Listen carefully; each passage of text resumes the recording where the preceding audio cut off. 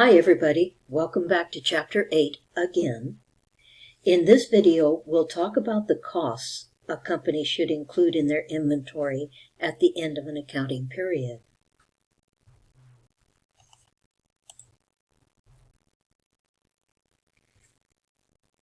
Costs of inventory includes necessary expenditures to acquire the inventory and bring it to its desired condition and location for sale or use in the manufacturing process.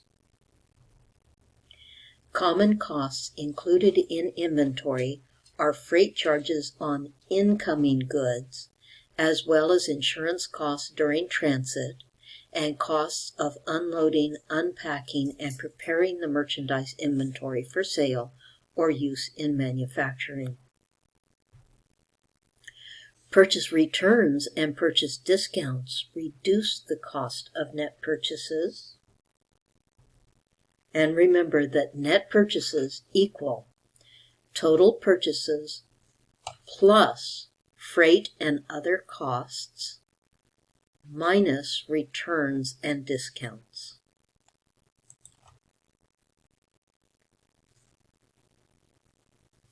Freight costs on purchases coming in, freight in, are included in costs in the inventory to get that inventory in location for sale or use in manufacturing. In a perpetual system, freight costs are added to the inventory account. In a periodic system, freight costs are added to a temporary expense account called freight in or transportation in, and later added to purchases. Shipping charges on outgoing goods, shipping charges on goods that were sold, are not included in the cost of inventory. Instead, they are treated as part of cost of goods sold or as an operating expense. If they are not included in cost of goods sold, the amounts incurred and the income statement classification must be disclosed in the footnotes to the financial statements.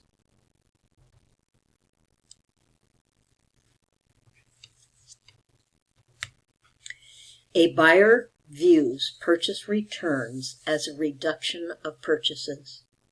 In a perpetual inventory system, a return of inventory previously purchased on account is recorded as a reduction in both inventory and accounts payable, in other words, debit accounts payable and credit inventory. If the original purchase was for cash, then increase cash for the refund, in other words, debit cash and credit inventory. In a periodic system, a temporary contra expense account called purchase returns is used to accumulate the amount of the returns. Purchase returns are then subtracted from the total purchases to calculate net purchases.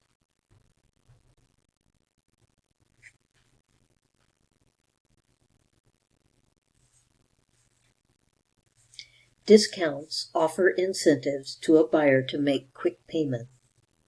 The amount of the discount and the time period within which it is available are conveyed by terms like 210 net 30, meaning a 2% discount can be taken if paid within 10 days, otherwise full payment must be made within 30 days.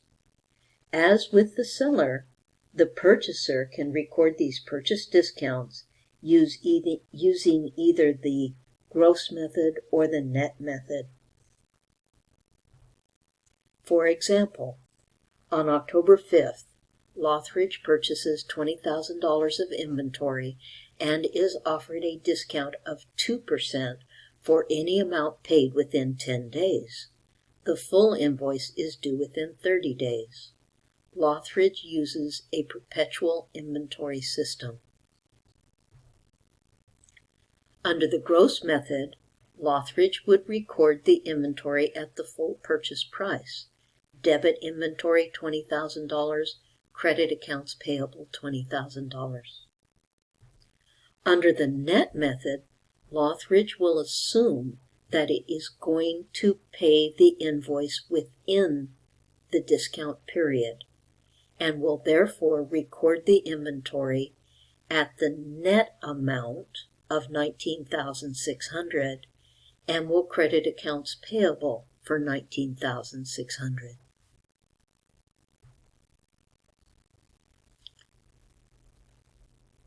On October 14th, Lothridge paid $13,720.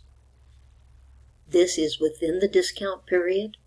Lothridge is actually paying $14,000 of its invoice less the 2% discount. Under the gross method, Lothridge will debit accounts payable for $14,000, will credit inventory for the 2% discount that it took, $280, and will credit cash for $13,720. Under the net method, Lothridge will debit accounts payable for $13,720 and credit cash for $13,720.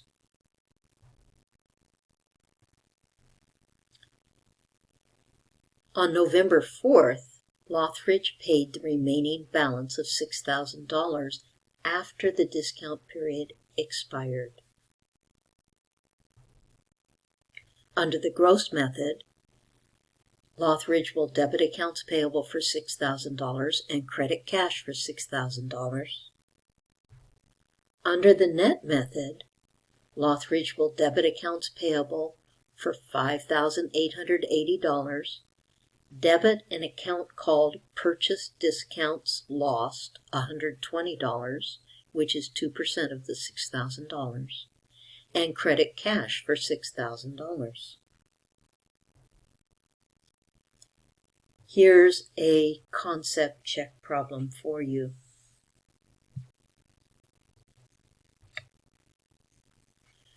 Covington Mattress buys mattresses from Simpson Manufacturing.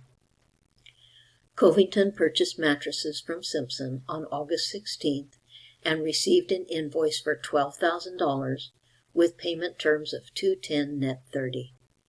Covington uses the net method to record purchases. Please pause your video to consider the facts and calculate the amount at which Covington should record this purchase under the net method. Once you have completed your calculation, please start the video again and check your answer.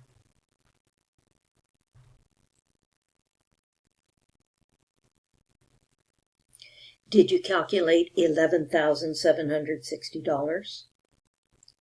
That is the original $12,000 price less the 2% discount.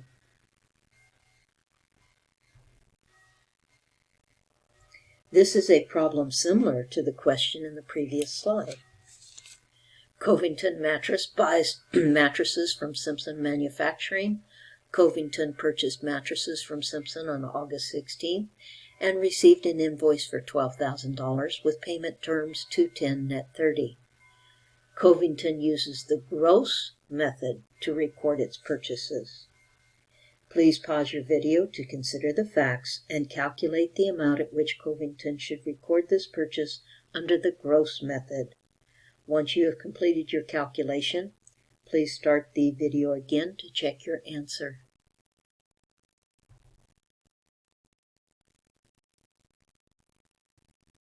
Did you calculate $12,000? Under the gross method, the purchase recorded at the full invoice price of $12,000. The next few slides present a comprehensive example of recording inventory transactions under both the perpetual and periodic systems.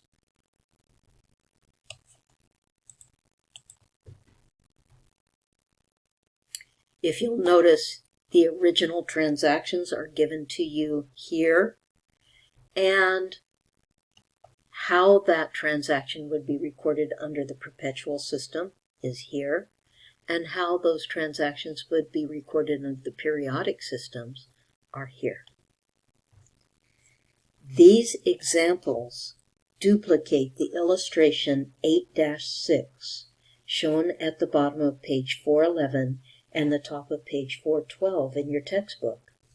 This is an important illustration, and it provides an excellent summary of journal entries necessary to record transactions related to the purchase and sale of inventory under both the perpetual and periodic systems, as discussed in the prior 9 pages of your textbook. I strongly suggest you carefully review this illustration. Well, that's all for this video. In our next video, we will begin a discussion on the various cost flow assumptions allowed under generally accepted accounting principles. See you next time.